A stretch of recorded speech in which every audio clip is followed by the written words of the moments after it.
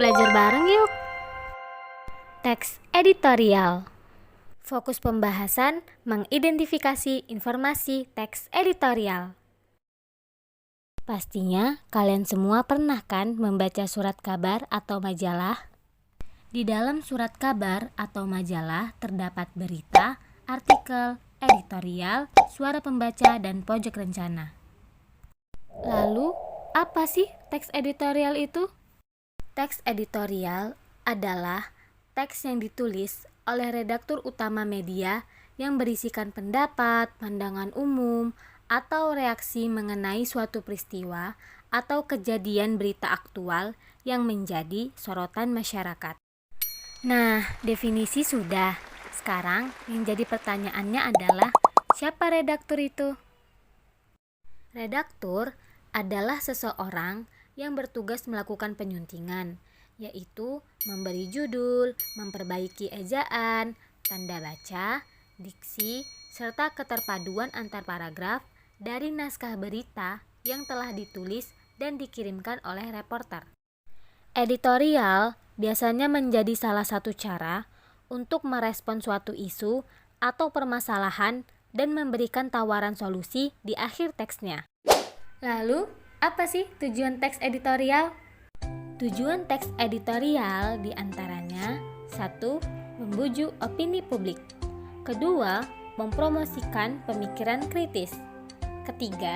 Mempengaruhi orang-orang untuk bertindak atas suatu isu.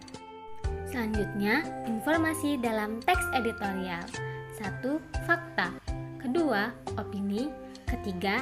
Saran atau alternatif solusi. Dan 4. Simpulan. Sekarang, mari kita kupas satu persatu. Pertama, fakta dalam teks editorial.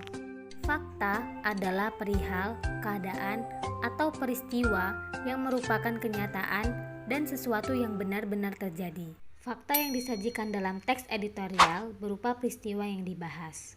Selanjutnya, opini dalam teks editorial. Opini adalah pernyataan yang subjektif yang berasal dari sikap seseorang atau interpretasi fakta yang didapatkan.